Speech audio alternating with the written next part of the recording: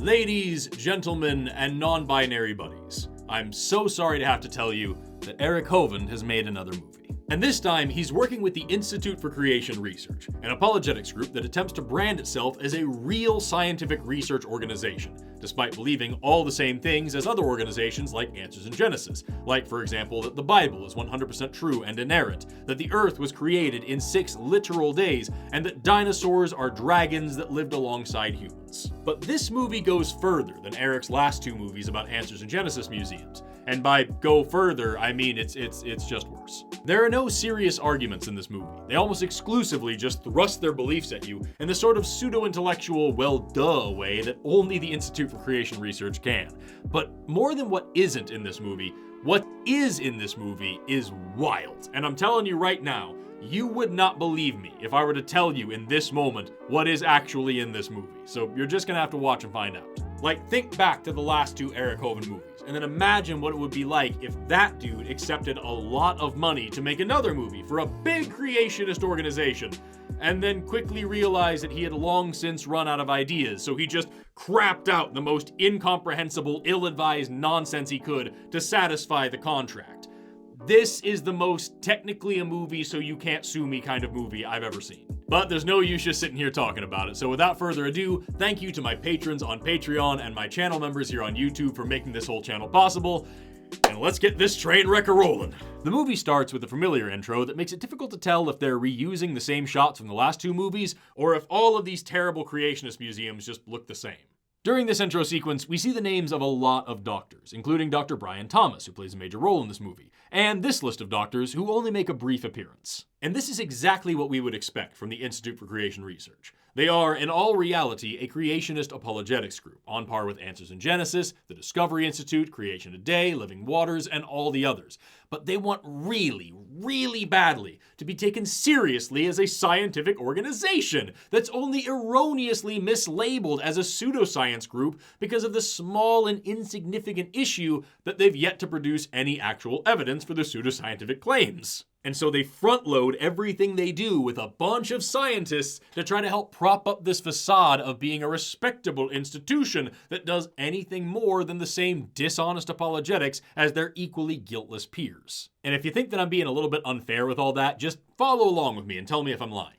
Among these scientists is Dr. Frank Sherwin, whose presence in this film led me down a phenomenal rabbit hole. You see, Frank Sherwin does work for the Institute for Creation Research, but he doesn't have a doctorate. He has an honorary doctorate, and the Institute even acknowledges that on their website. They credit him with having an honorary doctorate in science, and they call him Mr. Sherwin, unlike how they present him in this film.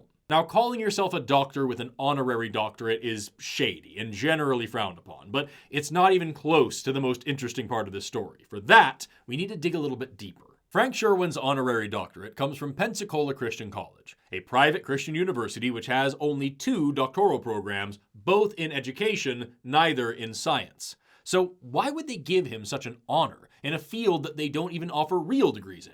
Personally, I don't know, but it certainly has nothing to do with the fact that Frank Sherwin taught several biology courses there for 9 years, and having another faculty member on staff who calls themselves doctor would probably look pretty good, especially for their accreditation. And while we're talking about accreditation, Pensacola Christian College is accredited through the Transnational Association of Christian Colleges and Schools, or TRACS for short, an organization which requires the institutions that they give accreditation status to have a statement of faith, identifying them as part of the evangelical Protestant tradition. But that requirement is massively toned down from what it was. Until 2018, they required that statement of faith to explicitly include a belief in the inerrancy and historicity of the Bible and the outright rejection of evolution, and to make sure that all students were required to read and respect that statement. But that's all in the past, right? Not at Pensacola Christian College. In fact, they still have those tenets as part of their statement of faith on their website. Now, if all of that sounds a little bit indoctrinating, there's a good reason for it. And that's because TRACS was created by key members of the Institute for Creation Research, the people who are featured in the movie that we're watching right now. In fact, Dr. Henry Morris, the founder of the Institute for Creation Research, was also one of the founding board members of TRACS, and called TRACS a sort of a product of the Institute for Creation Research graduate school. What's the Institute for Creation Research graduate school, you ask? Well, today it's an unaccredited school of biblical apologetics, but up until 2010, they were a real graduate school that offered real science degrees. And you'll never guess where they got their accreditation. It was through TRACS, the organization that they founded and managed. In fact, the only reason they aren't still offering those degrees is because their accreditation status was challenged and rescinded by a federal court in Texas back in 2010, leading to the graduate school closing its doors and rebranding itself as a biblical apologetic school that prides itself on being unaccredited because the accreditation process is expensive and political, and so they focus on curriculum and pass the savings on to you. But even that is not where the story ends, because in order for an accrediting body like TRACS to have the authority to confer accreditations, they have to be officially recognized by the Department of Education. Their first application for recognition was denied in 1987, but in 1991, Secretary of Education Lamar Alexander, working under the George H.W. Bush administration, forced the approval through, despite it being rejected by the board 3 different times and his own advisory panel repeatedly advising against it. In his report, Alexander claimed that TRACS was visited, reviewed, and approved by 2 independent and recognized groups. But those groups later confirmed that they never did anything of the sort, with the executive director of the Bible College Group saying, quote, "I have not reviewed any of their material as far as standards go or procedures, so I don't have a basis for making a judgment about the quality of what they're doing or the quality of their standards." And the executive director of the Commission on Colleges of the Southern Association of Colleges and Schools saying, quote, "I know absolutely nothing about this agency and its standards. How in the world could my agency conduct a joint visit?" He went on to say that he was disturbed that nobody from the education department had even called his office to check on these reported reviews, saying, quote, "It causes me to question this whole process and to wonder whether anyone understands what we do or not." And my favorite part of this whole story is that J. Gordon Henry, the executive director of TRACS at the time, defended himself by saying that he had supplied the Department of Education with letters from the Southern Association about their joint visit as evidence.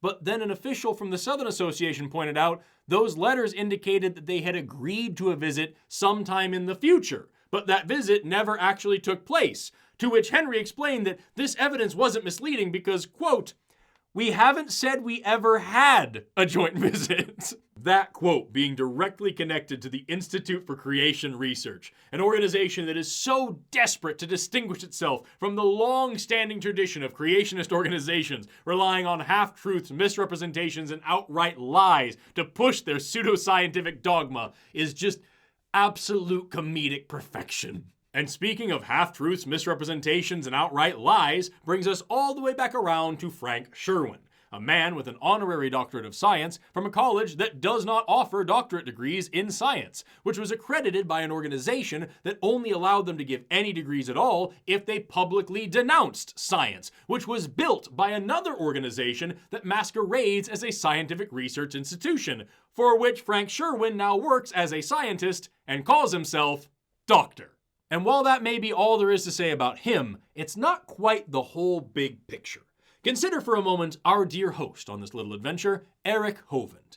Eric graduated from Jackson Hole Bible College, but you wouldn't know that from the bio on his website. It used to be there a few years ago, but it has since been removed. Now, why would he remove something like that? After all, wouldn't he be proud of his accomplishments as a college graduate? Maybe it has something to do with the fact that Jackson Hole Bible College is an unaccredited institution which offers a 1-year program in Practical Creation Apologetics in Biblical Studies. It looks like Eric learned a little bit more than just apologetics from his father. Fake degrees from unaccredited universities sure are an easy way to make someone sound credible, right? And all this talk of sketchy credentials from sham institutions reminds me of yet another organization that we've talked about quite a lot on this channel, namely Answers in Genesis, the fundamentalist cult that has been repeatedly exposed for their treacherous tactics of lies and manipulation, with their executive director Ken Ham and their founding board chairman Don Landis, who just so happen to be the co-founders of Jackson Hole Bible College. That's right, the heads of Answers in Genesis founded an unaccredited college to give worthless credentials to up-and-coming apologists, and one of their earliest marks was none other than Eric Hovind, a fact that certainly has nothing to do with the fact that Ken Ham personally endorses Eric on his website. And that is where we really start to see the big picture. This is not isolated to the Institute for Creation Research. This is just what these pseudoscience grifters do. They know that science is against them, and they know they can't make it in real science. So they start their own universities, they give themselves accreditation, and then they give themselves and their friends bogus credentials to try to trick people into believing that they're worth listening to. They even have their own peer-reviewed journals. Just take a look at the main scientist from this movie, Dr. Brian Thomas. Almost all of the publications listed on his professional page are published in either the Creation Research Society Quarterly, a journal by the Creation Research Society, which was founded in the 1950s with assistance from Dr. Henry Morris, founder of the Institute for Creation Research, or the Journal of Creation, which is run by Creation Ministries International, which used to be called the Creation Science Foundation after the merger of an Australian apologetics organization called Creation Science Association and a little company called Creation Science Educational Media Services, which was founded and operated by Ken Ham. It's all connected, and it's all a scam. It's like if you did some digging on me and found out that I got my biology degrees from the Forrest Valkai Institute of Being Correct. It's an absolute circus of corruption and fraud, and we are still in the opening credits of this movie. The movie actually begins with Eric's super imaginative character named Derek approaching a car and handing a woman a cup of coffee. It then becomes clear that he is an FBI agent, the failing nighttime security guard who fell asleep on his first job and then knocked himself unconscious on the second job. He works for the FBI now, and he's on a stakeout with his partner. Anything happening? Nothing. She came out of the house with the dog. Nothing suspicious at all. You know, we really got to get this guy. That would be so awesome. It could be my big break. I could make special agent. All of this raises the question, where did he get the coffee? They're in the middle of a neighborhood. This shot shows that there's nothing but neighborhood as far as the eye can see, and this wide-angle shot showed that the car is sitting next to the woods. Where is the nearest coffee shop to this location? It must be blocks, if not miles away. And why would he walk all the way there and back wearing a jacket with FBI written in big letters across the back if he's trying to be sneaky and do covert surveillance? Whatever, surely Agent Derek knows best. He's a real hard-boiled guy now. He even swears. I heard you put in a transfer for DC. Yeah. Why DC? There's a lot of crime up there. Well, sort of. Considering who this is coming from, crap is like an F-bomb. But then, they see the person that they've been hunting for. Wait. Hey, heads up. Is this our guy? I think so. Duck.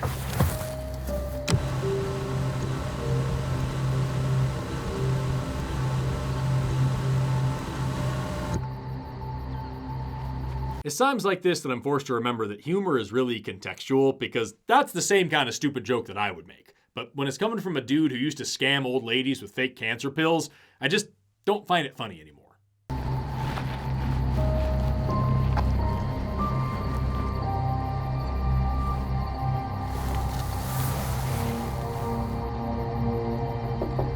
That's gotta be him. Well, that just looks like you in a beanie. Let's take him. What are you doing here? Looking for a place to stay. They're after me. Excuse me, can we have a word? Now that's how you do it in the FBI. Excuse me, Mr. Criminal? Hey, do you have a moment to talk about Jesus? Okay, that is absolutely him in a hat. Derek then gives chase to the dastardly criminal and is quickly defeated by a trash can. And I don't mean that he just stumbles over the trash can. He is fully incapacitated by the trash can.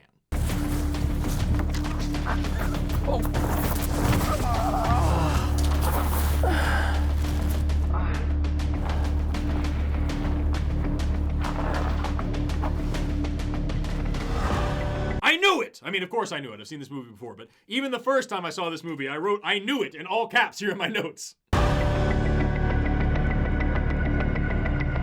don't think he's cut out for the FBI. I can be in the FBI. I can be in the FBI. I can be in the FBI.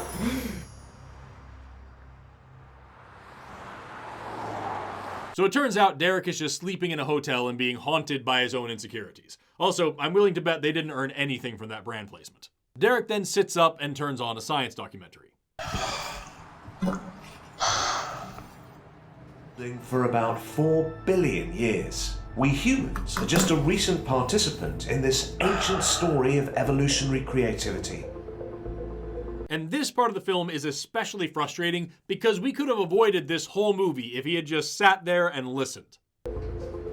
In order to understand what has occurred in this vast expanse of time, we turn to the rocks.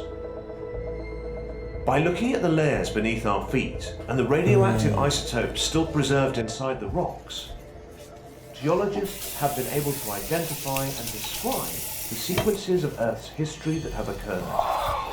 Like, I know they're just doing this to set up the boogeyman of atheist evolutionism becoming so mainstream, but if he just sat there and took some notes, he might not be so easily convinced by the nonsense he's been exposed to in the past 2 movies. And that whole background of evil secularism infecting the world comes to a head as Derek gets a call from his son.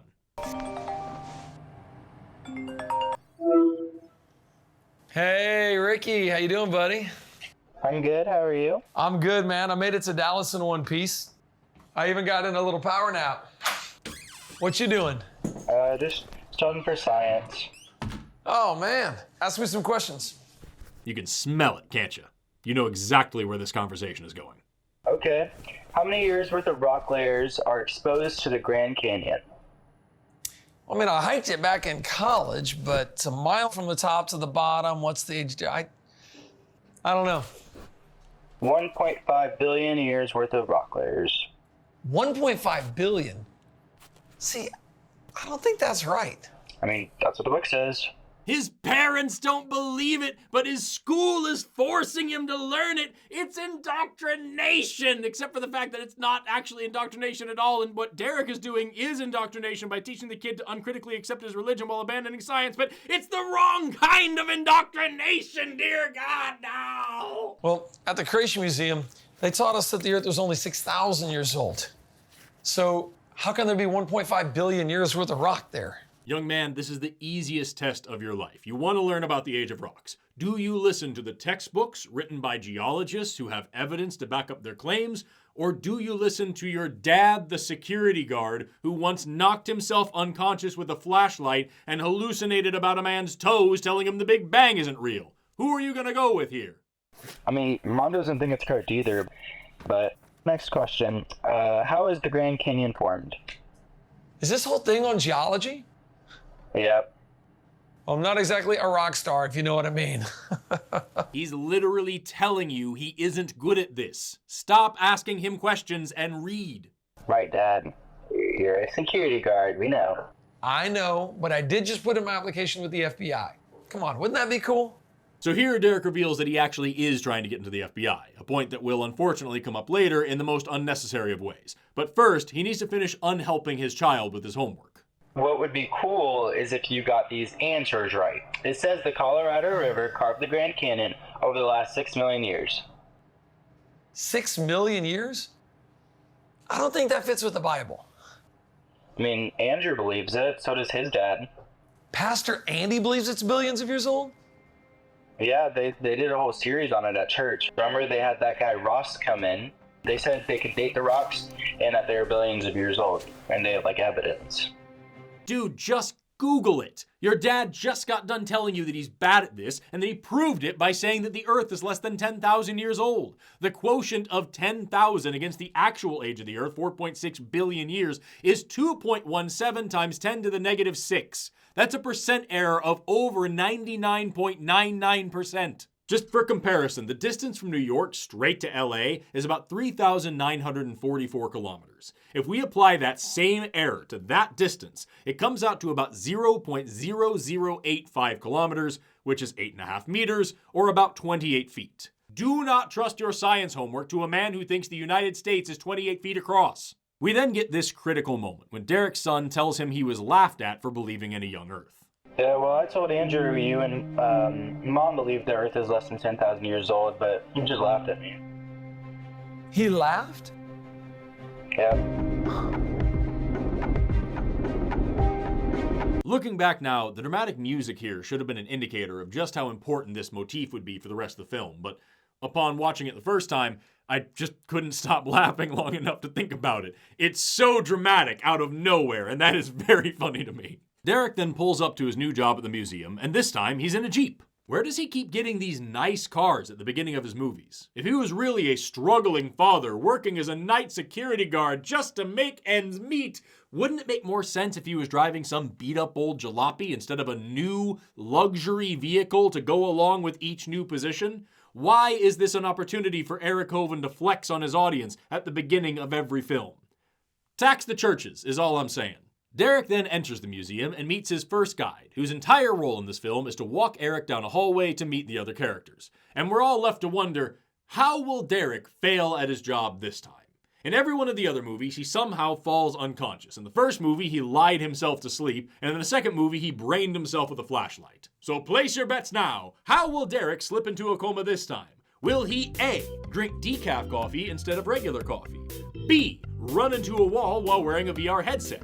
Or C, do a weird little dance with a scientist until they both bust their heads open on the floor? Keep watching to find out. Then Derek's guide completes his mission by introducing Derek to several impressive doctors. This is Dr. Jeff Tompkins. Hey, Doctor. Yeah, Derek. nice to meet you. Yeah, this is Dr. Tim Cleary. Doctor. Nice to meet you. Yeah, this is Dr. Jake Hebert. Doctor. And Dr. Brian Thomas. Doctor. Wow. And the least doctor of them all, Frank Sherwin! And this is Dr. Frank Sherwin. Doctor. Derek. Pleasure to meet you. I mentioned earlier that this sort of thing is super common for the Institute for Creation Research, as well as many other creationist organizations. They hope that shoving all of these titles and credentials in your face right off the bat will help you to forget that they are in the extreme fringe minority, scientifically speaking. After all, it looks so convincing to have 2 or 10 or 100 scientists who all agree with biblical creationism, and if you're not careful, you might just take them seriously.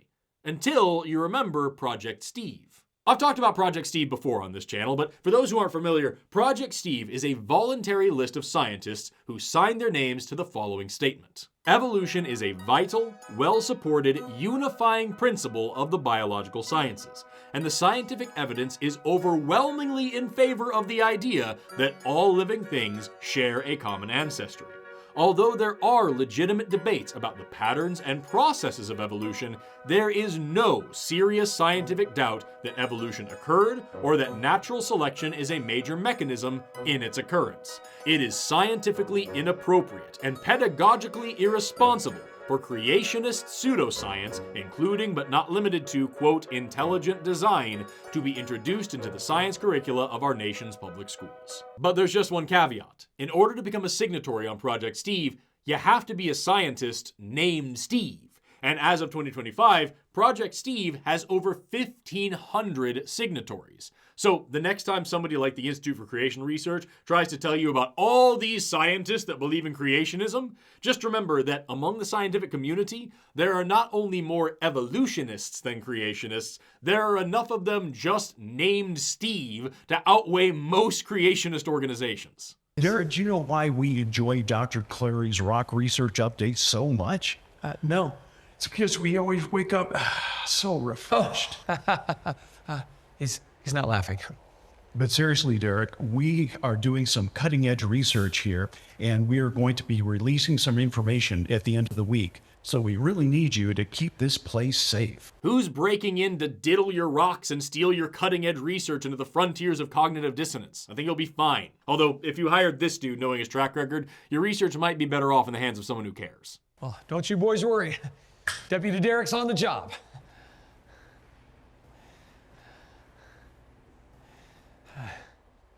Let me show you a bit of the museum. Okay. That was a long pause. I didn't edit that in any way. From first frame to last, it's a little over 6 seconds. That's how uncomfortable they just made that moment on purpose. Nice to meet you. Poor guy. Yeah. So this is our Founders of Science exhibit. We're proud to be part of a long legacy of scientists who believe in creation.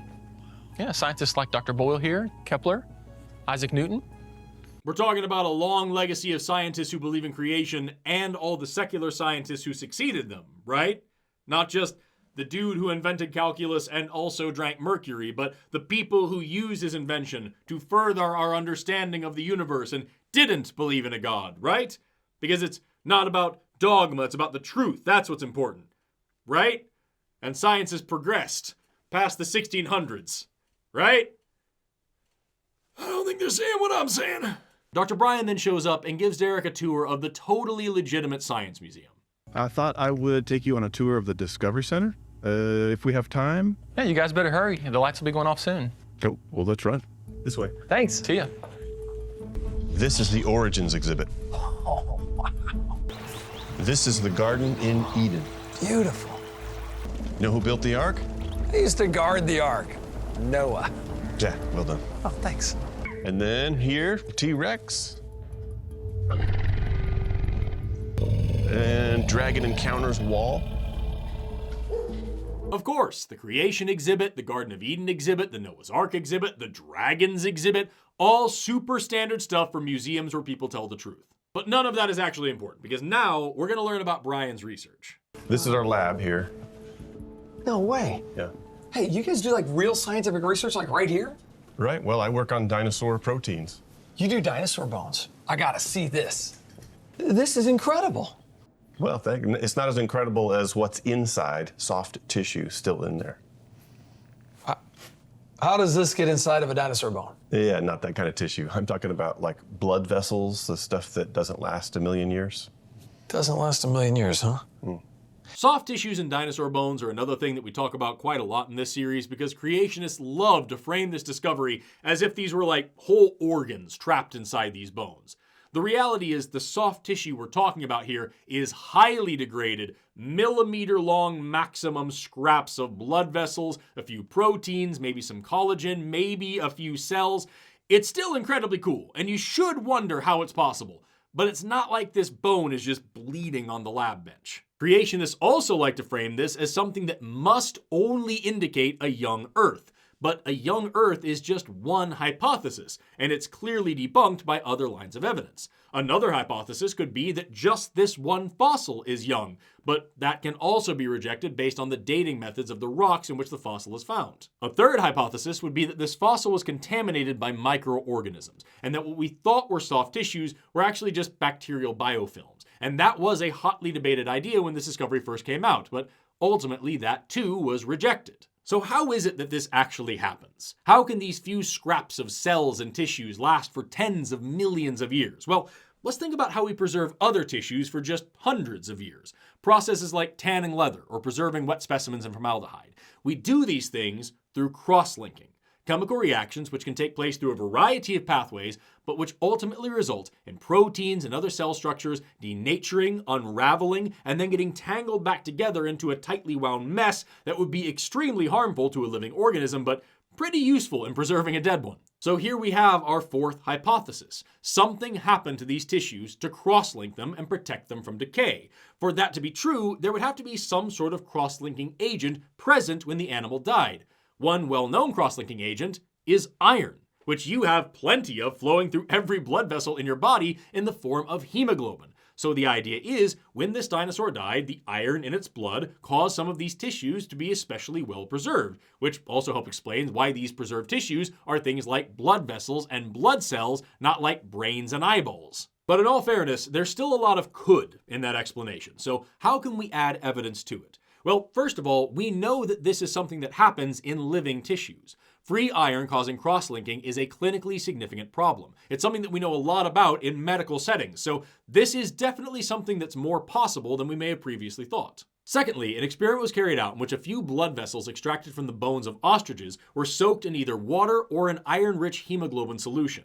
Within just 3 days, the blood vessel soaked in water had decayed into mush, but after 2 whole years, the blood vessel soaked in hemoglobin showed no visible signs of decay at all. Now, 2 years is much less than 66 million years, but this is definitely a proof of concept. And finally, we can look back at the soft tissues from the original dinosaur bones in which this whole discovery was initially made, and what do we find? Iron crystals, the kind that we would never get in living tissue. So that's the leading explanation.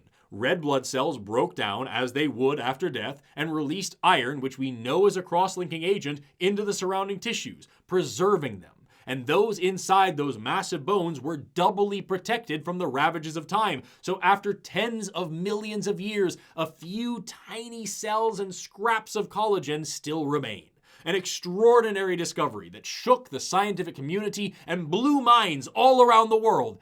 but nothing even close to tearing down the greatest theory in the history of biology. And even beyond all that incredible science, the most important thing to remember about all of this is that the paleontologist who first discovered soft tissues in dinosaur bones is Dr. Mary Schweitzer, who herself was a young Earth creationist before going into college. In fact, the reason she started studying evolution was to disprove it. But after learning all the evidence, she had no choice but to reject her previous beliefs. And to this day, she is still a devout Christian, and she has repeatedly, publicly stated that she hates it when young Earth creationists try to use her research to debunk evolution or the age of the Earth. She is not on this dude's side, but that's not going to stop him and every other creationist grifter from twisting her discoveries to fit their narrative. Then Derek talks to Brian about whether science and the Bible are compatible, and things get way more real than I expected them to. Does it bother you that scientists and even Christians think the Earth is old? Not anymore. Is it bothering you? My pastor thinks that you can have the Bible and the old Earth view kind of go together. I don't know. I just don't want to be laughed at, you know? That was an incredibly sincere moment. Not for Derek, but for Eric. You know he meant that, because his acting is terrible. That's why he had that dramatic music earlier on, and it's going to be a recurring theme throughout the rest of this film. This movie is 30% advertisement for the Institute for Creation Research, 20% poor attempts at humor, and 50% Eric Hovind begging you not to laugh at him anymore. Keep watching and tell me I'm wrong. VR. Uh-oh, he's got a VR headset. I wonder what he's going to do with that. Oh yeah, please put that down. Oh, my bad. Yeah, do you want to go ahead and get that coffee? Oh yeah. Okay. Nothing. It's nothing. He just made someone uncomfortable by touching their stuff for no reason, like a child with poor impulse control. Why was that in the movie? He is going to wear a VR headset later, but it comes up in a completely different context, so you can't even really call this foreshadowing. I think he just wanted that in there to try to break the tension after how much he just exposed his crippling insecurity to the audience. From here, Derek and Brian go to the break room to get some coffee, and Derek accidentally offends himself by saying something that's pretty corny, but not at all uncommon. It's just so unnecessarily awkward. And here, your all-important coffee machine. Oh, sweet nectar of the gods. Oh, I love you. I mean, God, singular. Right. And then the production crew really just takes the reins off of Eric Hovind and lets him ad-lib about coffee for way too long. Eeny, meeny, miny. Ooh, whose is this? That is mine. Oh, I've been looking for you. The aroma. Oh, the aroma. Oh, perfect. Ha ha ha. You are so beautiful to me. While this is happening, we see that Brian forgot his keys, which leads him to rush back in, and then this happens. You make me very happy. Keys. I'm gonna express some my love to you. So my love for you, keys.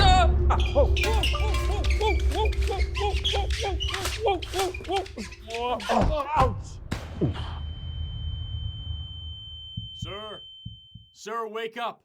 Sir, can you hear me? Oh, thank goodness you're awake. You've damaged your brain by listening to too many creationists, and also repeated blunt force trauma. But it's okay, because we can strengthen your brain with Brilliant. Brilliant is a fun, interactive learning app designed to exercise your brain. Instead of just passively watching videos, Brilliant allows you to solve problems, play with concepts, and build real scientific intuition.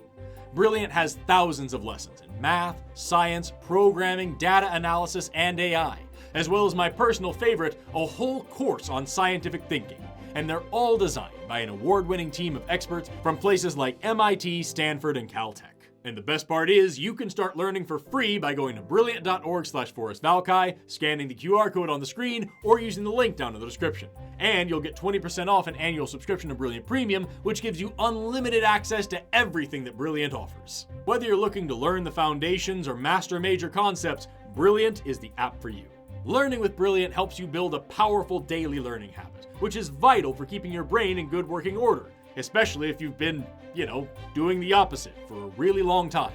Alright, sir, I'm gonna write you a prescription for a daily dose of Brilliant for the next, let's say, forever, and maybe an ice pack as well. And the best part is, if you go to brilliant.org/Forrest Valkai, you can start learning for free. As for the rest of this, we are in the United States, so this is gonna be $3 million.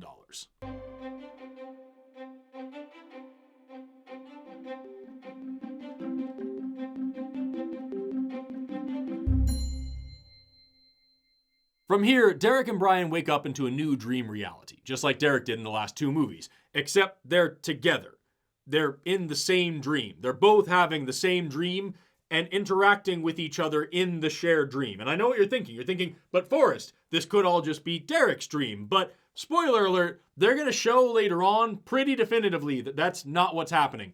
These 2 dudes just bash their heads into the ground, and now their minds are melded in this new terrifying REM dimension. It's really weird. Oh, and by the way, if you answered C before in our little quiz, you win! But you had to watch this movie to know that, so in a way, you lost. What? Dr. Bry, what are you doing here? I was looking for something.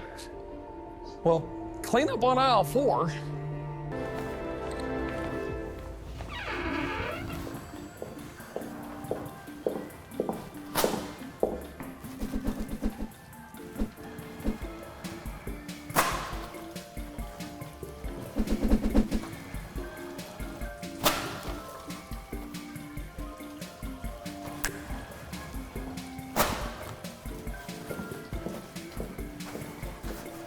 If you're groaning right now, I want you to just take a second to realize that watching that was the least obnoxious part of its existence. Somebody had to film that, and they probably did multiple takes. Eric Hovind pitched that idea and almost certainly giggled to himself while he did it. What if I have a hard time getting towels and it takes the and then they had to film it and then they had to edit it. At least a dozen people were involved in that, and they almost certainly all gave the same sterile, family-friendly chuckle while they did it. Thank goodness all we had to do was watch. We then get this bizarre sequence where Derek acts actually exactly how you would expect someone to act if they were currently experiencing their second head injury at work.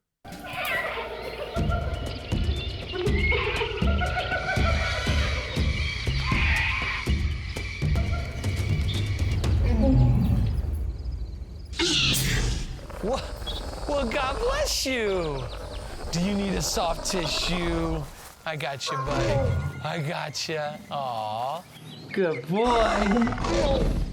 So fun. What is this movie?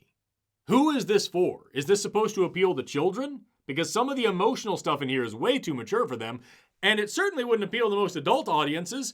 Furthermore, he doesn't act this childish or this goofy for too much longer. There's absolutely no reason for this to be in here besides the fact that Eric Hovind doesn't know how to write. Derek then walks into the Origins exhibit and listens to a disembodied voice tell him how special the Earth is. Planet Earth is special.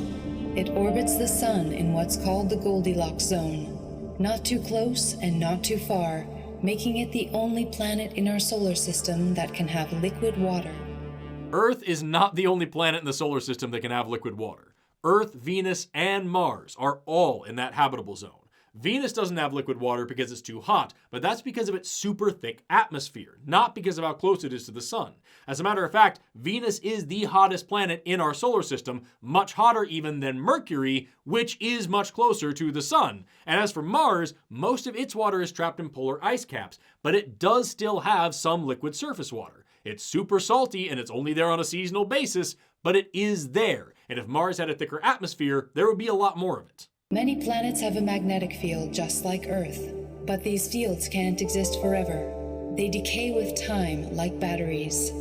If Earth was billions of years old, then its magnetic field should be gone by now. But it isn't. It's very strong. The Earth loses half its energy every 1,400 years.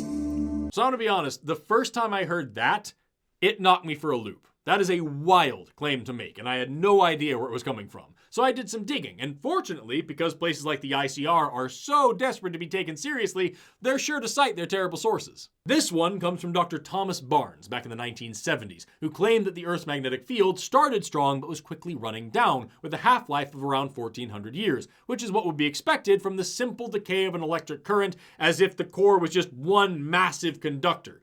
But he only measured the dipole component of the total field, which isn't a measure of the total field strength. And since then, geologists have adopted a totally different model known as the dynamo model, because we now know that the core is fluid, and most of the electric current is caused by convection. Unfortunately, however, that's about the extent of my knowledge on the topic. I am not a geologist or a physicist, so I don't even know what I don't know about this stuff. So, as always, I did what people like Eric Hovind never do and reached out to someone who actually knows what they're talking about to give me some insight from the last half century. Hey, Aaron! Hi, I'm Aaron Adair. I am a physics researcher. I have a research affiliate at MIT, mostly focused on education research. Did my PhD work at The Ohio State University. And in theory, I know what this claim is about. In part, this is complicated because it actually requires not just a physics background, but there are multiple physics concepts all going on at once, and almost none of them can be mathematically dealt with simply in like a couple lines of algebra. Some of them are even using equations that cannot be analytically solved. So yeah, it's hella hard. That's the one thing that I kept seeing when I was looking into this. I found a bunch of stuff about why this specific claim is wrong. And I found like all this stuff about how no, actually the magnetic field, it fluctuates quite a bit and it kind of goes up and down, and it's all over the place. But what I kept running into over and over was, and geologists don't know why. We know what this is and we know what's going on, but physicists, geologists, all the people who actually know what's going on here, there's kind of just this massive question mark. And all we know for sure is that this isn't true. Yeah, and the reason we know this isn't true is because we can look at the geological record and actually see, no, there isn't some nice continuous decay in Earth's magnetic field, and there's multiple ways you can measure that, but there isn't this nice general decay over time. We actually see that it fluctuates, that it can actually change direction, and we see that over geological history. So if your model can't account for that, we know that model is wrong. And even if our current model is incomplete, and we can talk about why it's incomplete, it's still at least consistent with those base observations.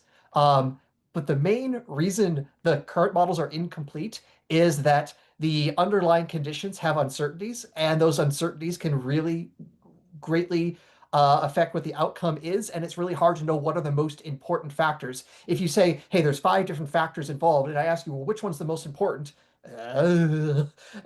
It's really hard to tell because it's so complex, and the models required to attempt to run this in a computer are so complex. It's not like you could just go in and say, yep, that's a factor of 3 right there. No, you can't trivially look at that and figure that out. So that sounds awful.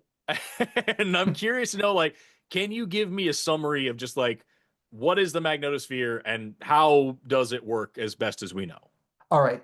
So fundamentally, we have a relationship between electric fields and magnetic fields. And the most fundamental thing you need to know is that you have a magnetic field, you are expecting to have some sort of moving electric charge. So a single electron zipping along is going to produce a magnetic field. A wire carrying an electric current will have a magnetic field.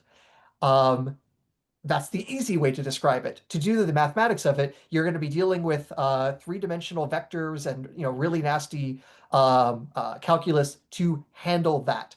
But just very basically, the relationship is if you have a moving charge or you have a changing electric field, it will induce a magnetic field. And conversely, if you have a changing magnetic field, it can induce electric currents, which means the two can also interestingly interact. The most common form of that interaction of one causing the other back and forth, we call light.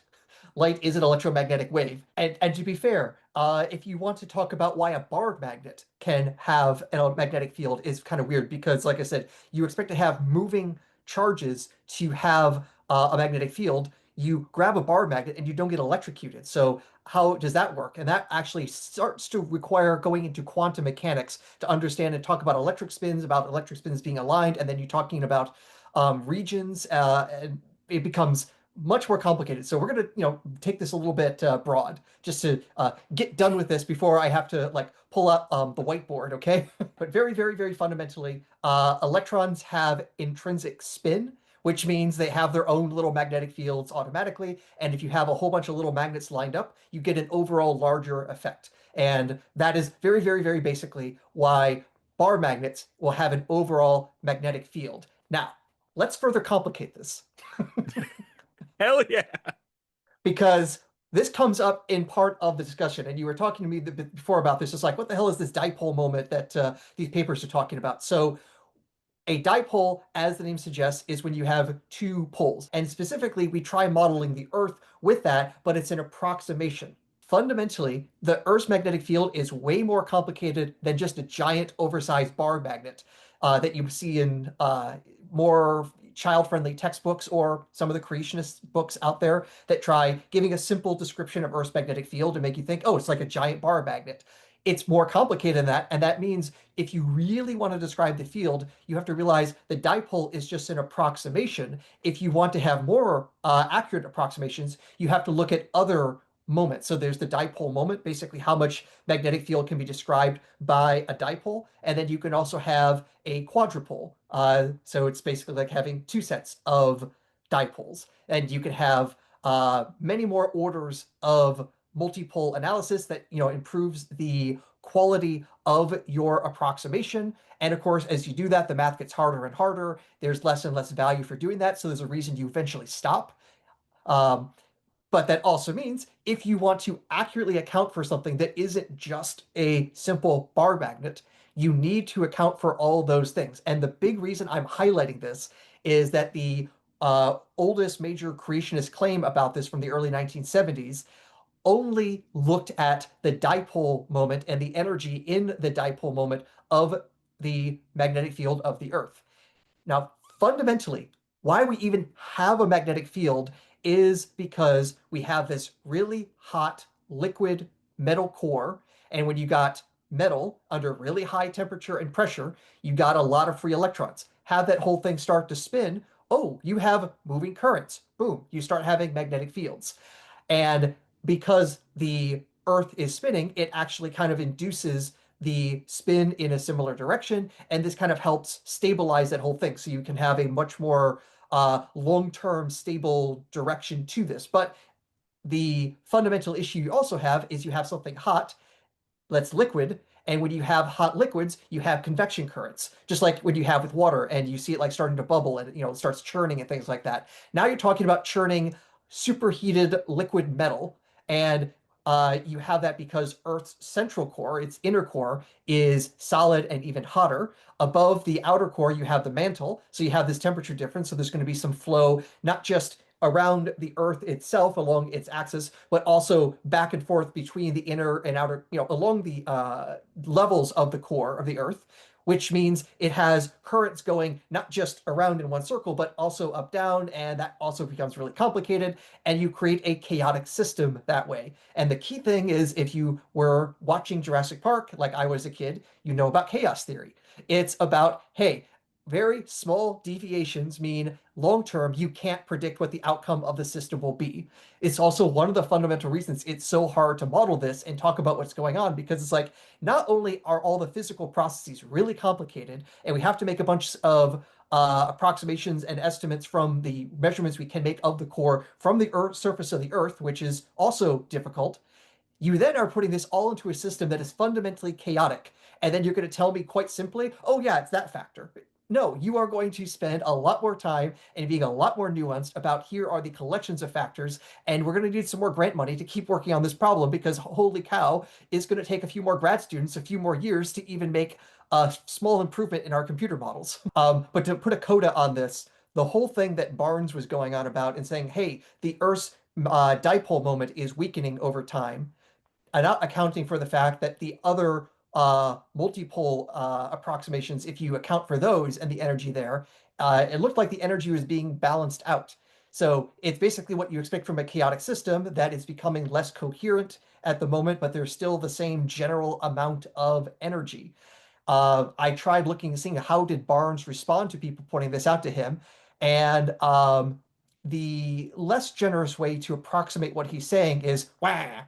The more generous way is excuses for why those multipole approximations don't actually count, which is quite silly because he's saying, hey, where's the energy going? And we're saying the energy's over there. And this is exactly what you expect from the dynamo models. And it has nothing that you can explain on your model of this like wound up electric or magnetic field created by God that somehow is winding down yet remaining the same, just being less coherent, but also having to deny all the pole flips. And it's a crazy thing to deny that, which is why the more modern creationist theories about this try accounting for the pole flips. They actually say, all right, we see geological evidence for the pole flips. So what is the go-to mechanism for everything where physics breaks down in the creationist model? Because God? That is in the neighborhood, but there's something slightly more specific. Because the flood. Because the flood, yes. Somehow, some way, you had multiple pole reversals in the 100-ish days of the flood period. So you were literally having like pole flips per day. Now, what does actual geology suggest? It's actually more on the order of tens of thousands of years. So it's kind of crazy to just say, because Earth is extra wet, this somehow makes Earth's core just do a whole bunch of flippity flips much, much, much faster. That doesn't really sound all too physical to me. But hey, at least he's trying to account for more data. It's also worth noting, Earth is not the only place that we can record and see has pole flips. There's this other object that we observe doing pole flips every decade or so. We call it the sun. So if you want to deny pole flips, then you have to account for the fact that we have measured the changing field of the sun for decades, if not centuries. And yeah, we can account for pretty well what's happening there. So if the sun can do these giant pole flips, maybe Earth can too. That was a lot of really complex physics, so I'm going to put that cat in there at the end. After hearing all of that nonsense from the Ghost of Creationism past, Derek moves on to the dragons exhibit. Oh, Rexy! Where's your bone, Rexy? Rexy, is that your bone? Rexy, is that your bone? You want a bone? Rexy, you want to chase the bone, Rexy? There's still coffee all over the floor right now, by the way. It's just sitting there. It's a massive slipping hazard, and it's gonna stain that tile. Rexy, you ready? You ready? You ready? Go get the bone! Stupid dinosaur, that's not the bone.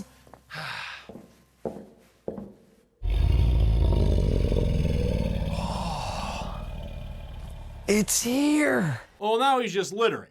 He doesn't pick up those tissues that he just threw. And why was that rock bone thing just sitting on the floor? Also, I told you VR was gonna come up again. And then we get this inception sequence where Derek goes inside of a simulation inside of his concussion dream so that we can be presented with the usual terrible arguments about Mount St. Helens.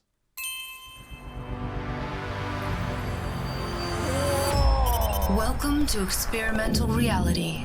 Whoa! Oh, so cool. Huh. Hi, what's your name? Whoa! Hey, I'm Derek. What's yours? Name's Bill. Have a look at that mountain. Give me a question about that mountain. What did Mount St. Helens do for geology? Well, Mount St. Helens challenged the way geologists think about all of geology and all of Earth history. That mountain demonstrated you can produce a lot of geologic change in a short period of time. You don't need millions of years to do it. We got large canyons, we got layered rock, we got upright buried trees, we got a lot of things that ordinarily you'd think must have required long ages to form. That happened quickly right here. So here, they're deliberately conflating certain events that can happen very quickly during a volcanic eruption with similar events that can happen slowly through soil deposition. We saw the same type of stuff with John Morris in my video about the Galapagos. And another thing that we saw both there and here is this claim about radiometric dating. Mount St. Helens showed that radioisotope dating is unreliable. But we'll get to all that stuff in a second, because you will never guess what happens next in this movie. Unless you would guess that malware in the VR headset causes it to physically teleport Derek to Mount St. Helens, where a park ranger, who was also his partner at the FBI stakeout, tells him that the volcano is about to erupt and also that radiometric dating doesn't work. I'm not joking. That's actually what happens next. The numbers came back. Warning. Warning, malfunction. Earthquake detected. Teleport sequence initiated.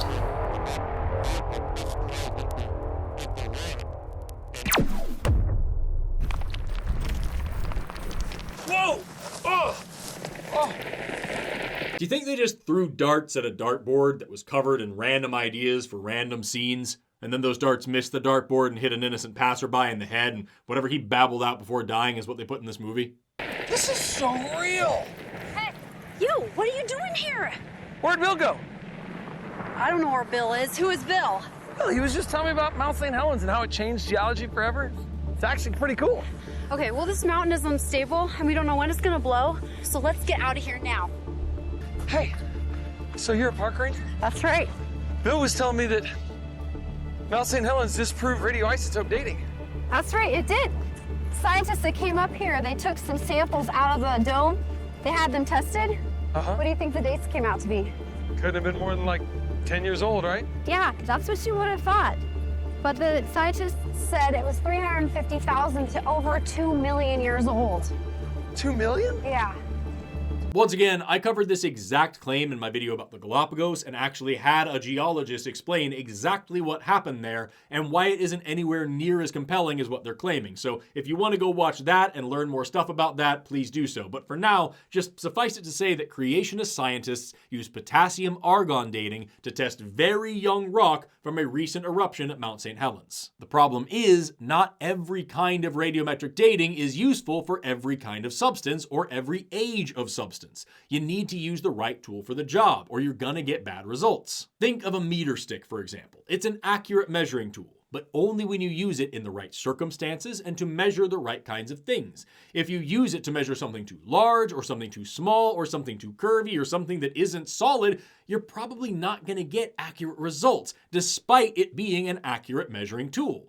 Radiometric dating works the same way. It is an accurate measuring tool, but there are lots of different isotopes that you can test which cover different ages. And in this case, they used a dating method which measures in billions of years to try to measure something that was less than a decade old, and then used their inaccurate measurement to not only claim that radiometric dating doesn't work, but that the Earth is less than 10,000 years old. It's like using a meter stick to measure the width of a human hair, and then when you get an inaccurate answer, you not only claim that the meter stick doesn't work, but also that nothing as long as a meter even exists.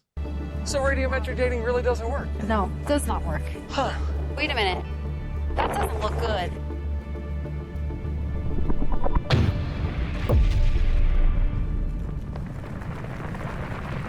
Run! What kind of a place is this? Why are you running and not praying?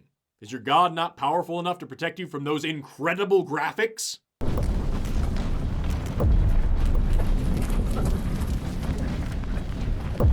I don't like this game. How come everybody keeps disappearing? Ah! Stop getting pretty.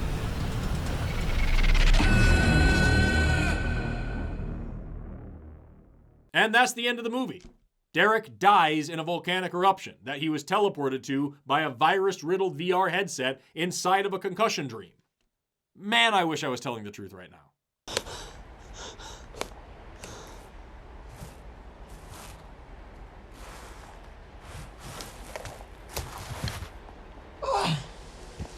Oh, man.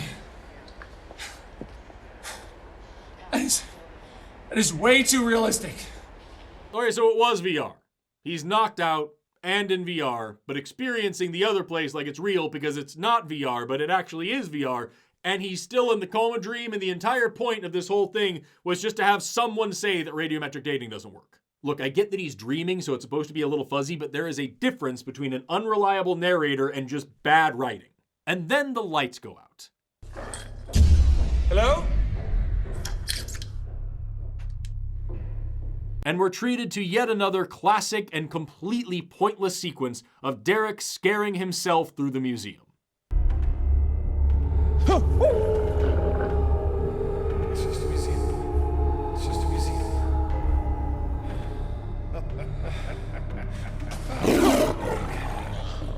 It's just a museum.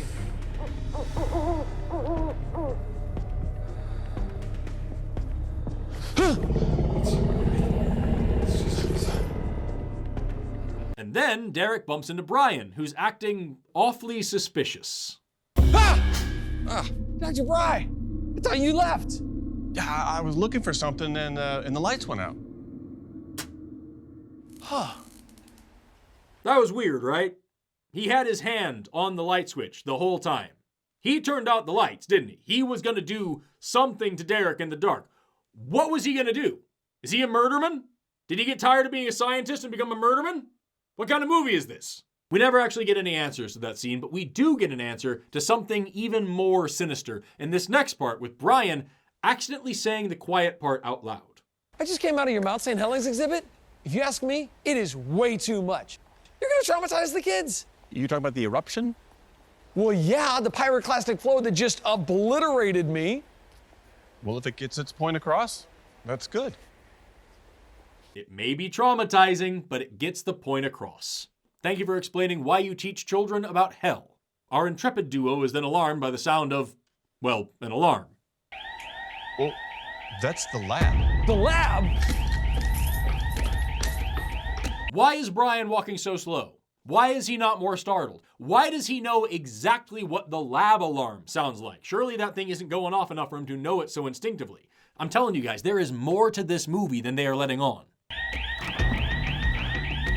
Which way to the lab? Who's that? Hey, wait! Oh my glob, it's other Derek again. Watch out for trash cans! Then the world's greatest security guard chases the suspect through the halls before losing him in a small room with only one door.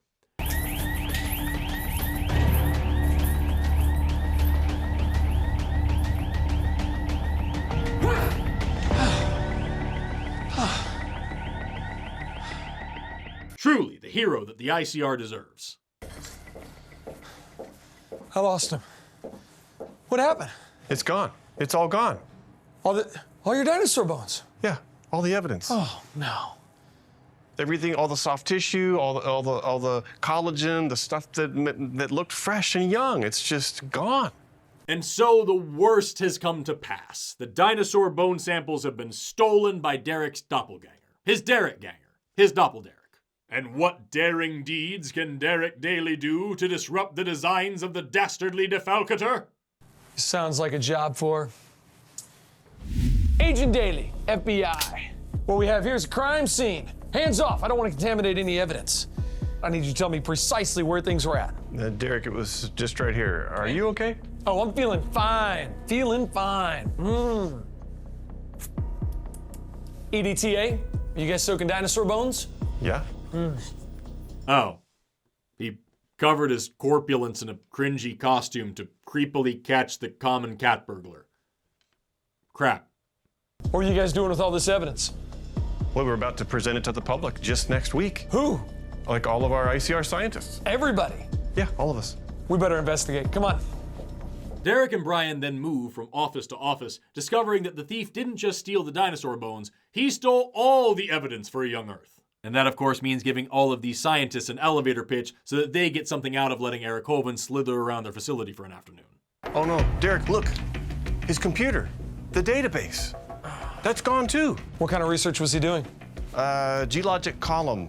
He was mapping the geologic structure of the whole world, matching it to Noah's flood. Game-changing research. Oh no. They trashed the place. His research is gone too. What was he doing? Oh, nothing much. Just debunking the entire Milankovitch theory of the Ice Age. This is one of my favorite parts of the film because it's just them trying to show everyone that they're real scientists that do real research that's going to destroy evolution, but they can't show it to you because this is just the one part of the movie where the evidence is missing. Gosh darn it. Guys, quit laughing, okay? They do real research here. I mean, just look at that whiteboard. That's what science looks like. We then finally catch up to the doppelderek, and he's just frozen in mid-box hump like a video game character who's just waiting for his cutscene to start.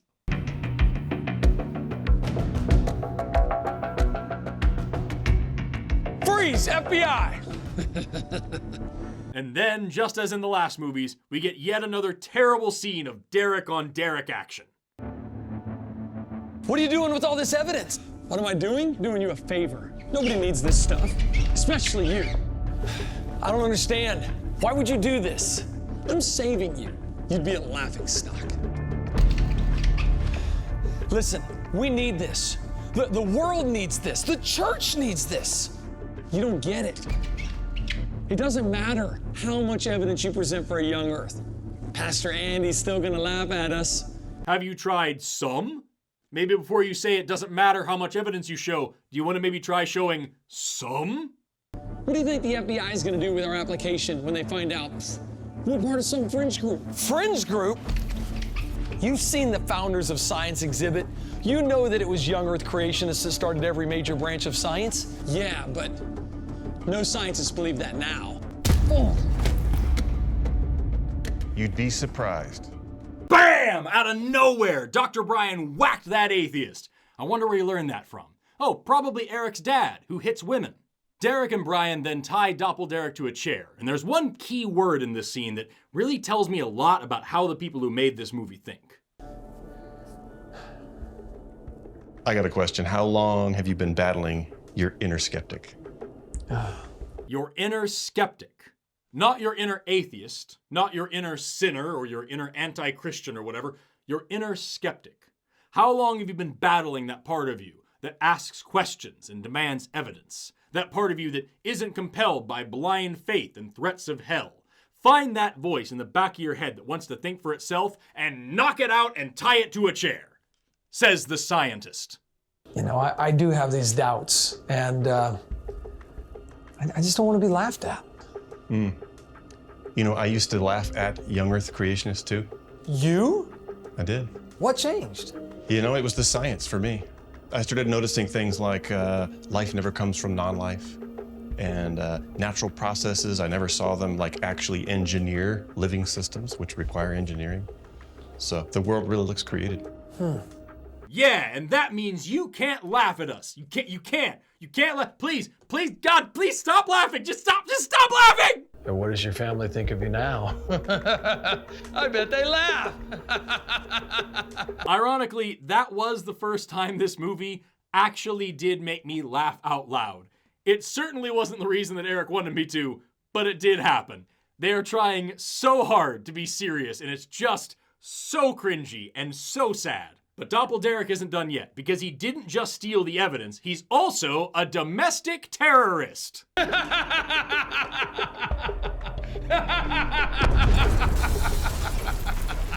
The evidence.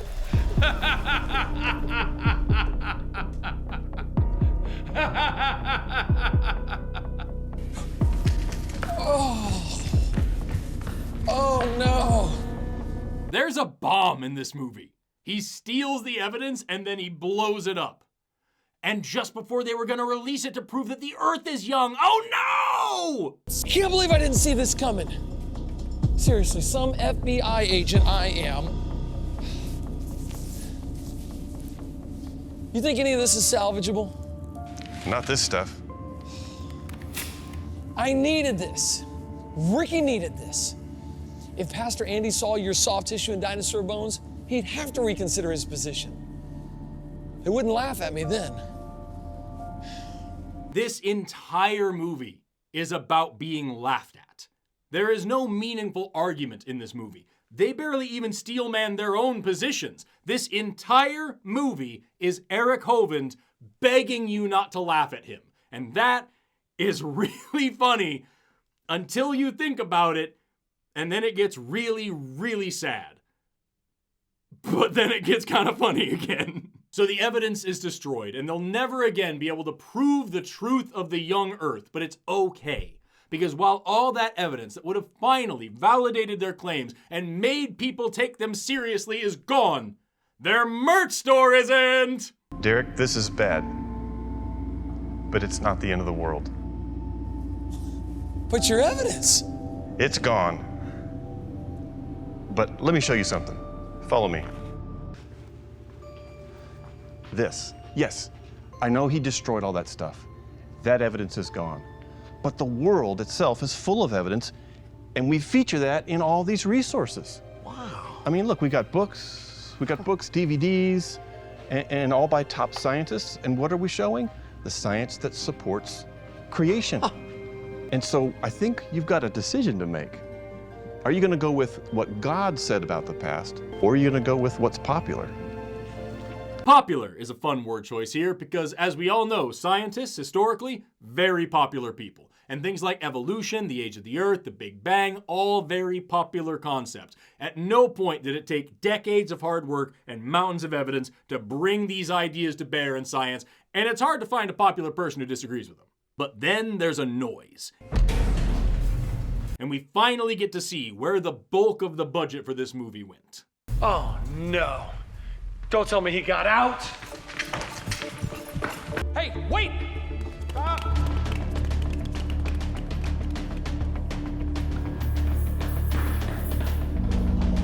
Hey, what are you doing?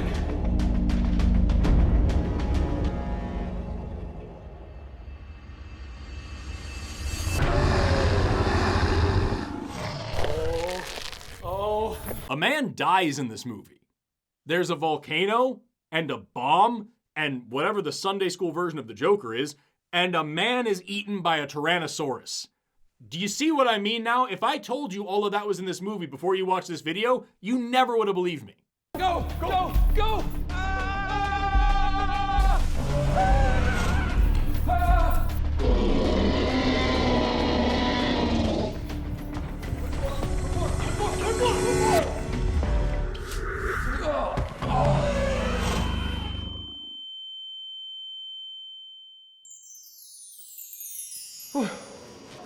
Oh no!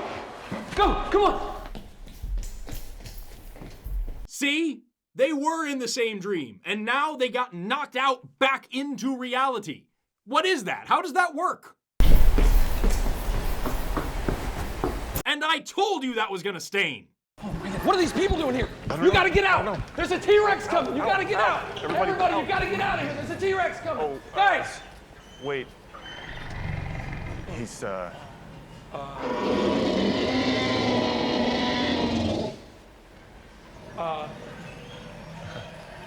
false alarm. Sorry about that. Sorry about that, guys. My bad. Let's go to the lab. You know what, though, considering where they are? Probably not the dumbest behavior those patrons have seen in that museum.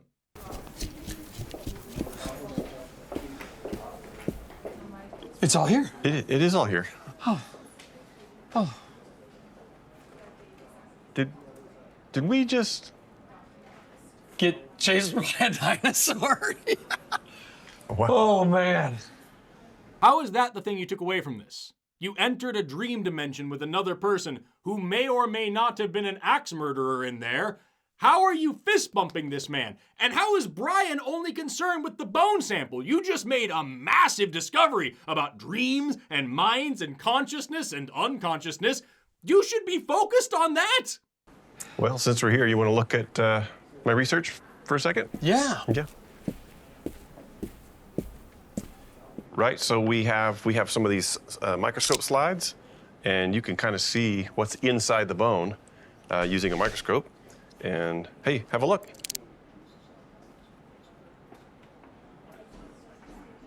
And then Dr. Brian shows Derek some of the priceless evidence that will change the world, and then just gives it away. I wish Ricky could see this. That's really amazing. You want Ricky to see? How about a little piece of bone? Would you like a little piece of bone? Here, hadrosaur toe bone. And you know what? Doc, Yeah, are you take this. serious? Take this with you, and let me just wrap this up. Wrap this up with this, and you know what? No, Doc, this we better is make sure way it's this is wrapped up amazing, with some Doc. soft tissue. What a totally reasonable thing to do. Then Derek's son texts him, and Derek leaves his own kid on red.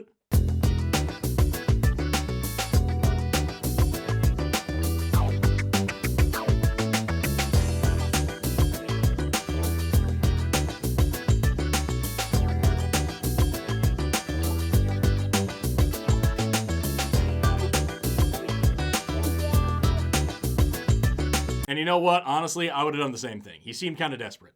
And then Derek calls his pastor to set him straight with all the science he didn't learn. Hey, Pastor Andy, Derek Daly. Well, thanks. Actually, I'll be in town this weekend. Was thinking maybe we could grab coffee this next week. That'd be awesome. Yeah, I got a couple ideas I'd love to run by you. And as usual, he climbs into his swaggin' wagon and drives off into the sunset to go be wrong somewhere else. The end.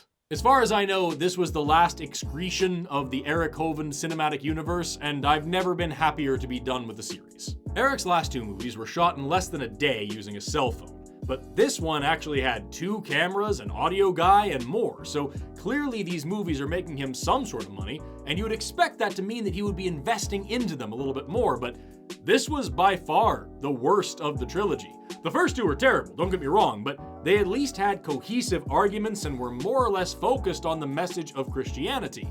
This time, however, we just got random assertions with little to no evidence behind them, and the whole movie was focused on Eric's pride. He talks about not wanting to be laughed at more than anything else, and his desire to be a big, cool FBI agent is a reoccurring theme for absolutely no reason. His behavior throughout the movie was at worst cringy and at best erratic. It was often difficult to tell if he was behaving how he thinks someone with multiple concussions would, or if that's just how he is. And either way, I was constantly wondering why we're taking any kind of science advice from someone with extensive untreated brain damage. Most importantly, if there's one thing to take away from this movie, it's that Eric Hovind really doesn't want anyone to laugh at him.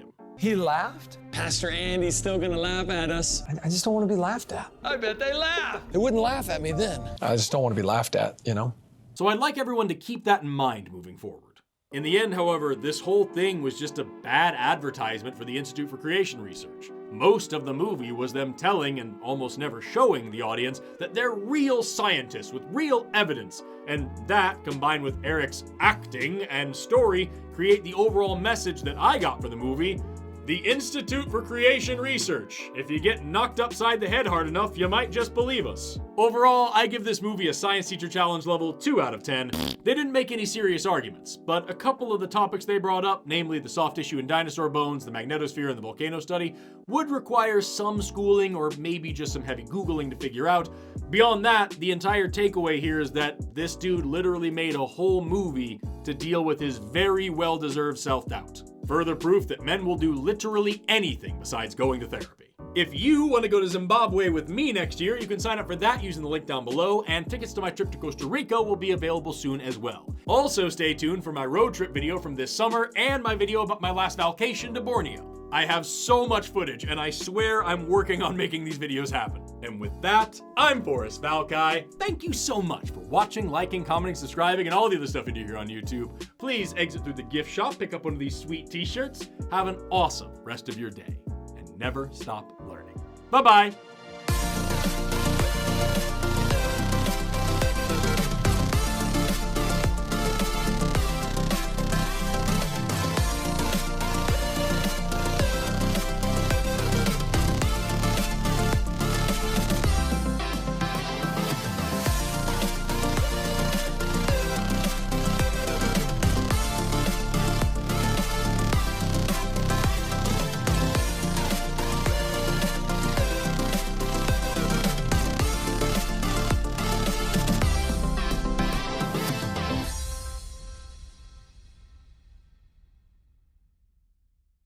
He laughed? Pastor Andy's still gonna laugh at us. I just don't want to be laughed at. I bet they laugh. They wouldn't laugh at me then. I just don't want to be laughed at, you know? VR.